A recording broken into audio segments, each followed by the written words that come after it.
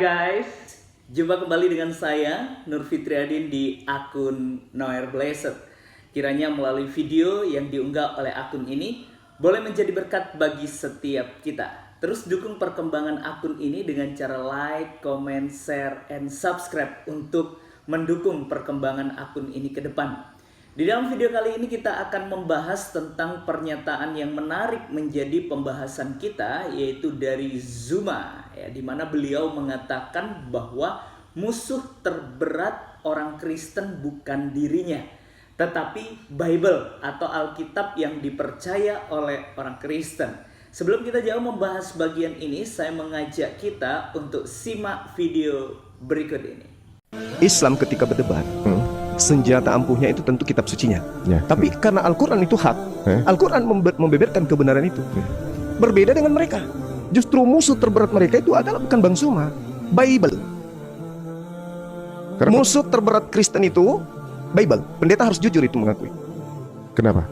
Karena yang mereka lakukan bertentangan dengan isi Bible. Banyak kontradiksi. Bukan banyak kontradiksi, hampir seluruhnya kontradiksi. Contoh, rutinitas yang paling tertinggi dalam kedudukan sebuah agama, penyembahan terhadap oknum yang disembah. Benar ya? Kita Allah, mereka Yesus. Ketika kita cari dalam Bible, dari kitab Kejadian sampai kitab Wahyu, tidak akan pernah ditemukan adanya perintah dari Yesus untuk menuhankan dirinya. Coba. Dan sembah aku gitu, nggak ada? Nggak ada. Justru dia mengaku, aku menyembah apa yang aku kenal. Oh. Gila nggak tuh? Yohanes 4 nomor 22. Nah, ini kalau sudah masuk ranah dalil, pendeta kabur. Baru saja kita menyaksikan video pernyataan dari Zuma yang mengatakan bahwa musuh terberat orang Kristen adalah Bible. Mengapa demikian? Menurut Zuma, di dalam Bible atau di dalam Alkitab dari Kejadian sampai Wahyu itu penuh dengan kontradiksi. Ini menarik ya menjadi pembahasan kita. Bahkan beliau memberikan salah satu contoh di dalam Alkitab yang kontradiksi di dalam Yohanes 4 ayat yang ke-22, yaitu kamu menyembah apa yang tidak kamu kenal, kami menyembah apa yang kami kenal. Di mana orang Kristen menyembah Yesus adalah Tuhan, sedangkan di dalam Yohanes 4 ayat 22 ini mengajak orang-orang yang menjadi pengikut Kristus untuk menyembah Allah Subhanahu wa taala. Ini menurut Zuma. Ya, bagi saya perlu kita ketahui bahwa Alkitab tidak pernah salah, baik di dalam penulisan maupun di dalam apa yang telah Tuhan nyatakan di dalam kebenaran firman Allah. Yang salah adalah pemikiran manusia yang terbatas untuk memahami kebenaran firman Tuhan. Maka dari itu orang-orang percaya harus memohon pimpinan Roh Kudus untuk memahami dan mengerti apa maksud Tuhan yang telah dinyatakan dalam kitab suci. Tentunya kalau dibilang bahwa Bible adalah musuh terberat orang Kristen, itu adalah kesalahan besar. Karena Alkitab adalah dasar di dalam setiap kehidupan orang percaya. Itu yang menjadi tolak ukur bagaimana orang Kristen bertindak, bagaimana orang Kristen mengambil keputusan, bagaimana orang Kristen bertutur kata, bersikap, dan lain sebagainya. Itu semua tercatat di dalam kebenaran firman Tuhan.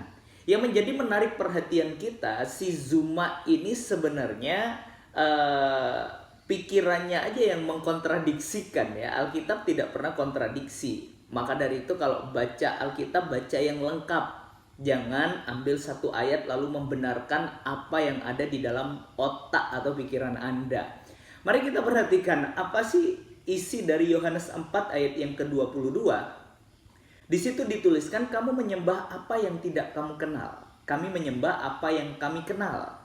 Kenapa ayat yang selanjutnya ini tidak dibaca? Berat bah ini ya. Dituliskan di situ, sebab keselamatan datang dari bangsa Yahudi, bukan bangsa Arab atau bangsa yang lain.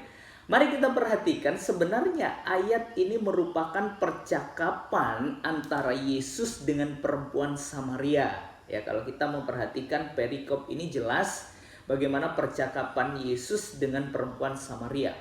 Ya, kalau kita memperhatikan ayat yang ke-22, kalau sepenggal saja seakan-akan benar apa yang dikatakan oleh Zuma.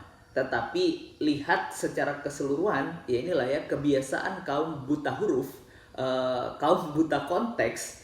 di dalam memahami bagian ini tidak pada konteksnya, tetapi diambil satu ayat untuk membenarkan apa yang menjadi pernyataan yang ada di otak mereka. Kebanyakan kaum polemikus muslim seperti itu ya, sebagian besar. Mari kita perhatikan, kalau kita memperhatikan bagian yang selanjutnya, wah ini menyatakan dengan jelas bahwa Yesus adalah Mesias. Dia adalah Mesias yang akan datang itu ya. Kita perhatikan di sini. Ketika Yesus berkata dalam ayat yang ke-24, Allah itu roh dan barang siapa menyembah dia harus menyembahnya dalam roh dan kebenaran. Lalu jawab perempuan itu kepadanya, aku tahu bahwa Mesias akan datang yang disebut juga Kristus. Apabila ia datang, ia akan memberitakan segala sesuatu kepada kami.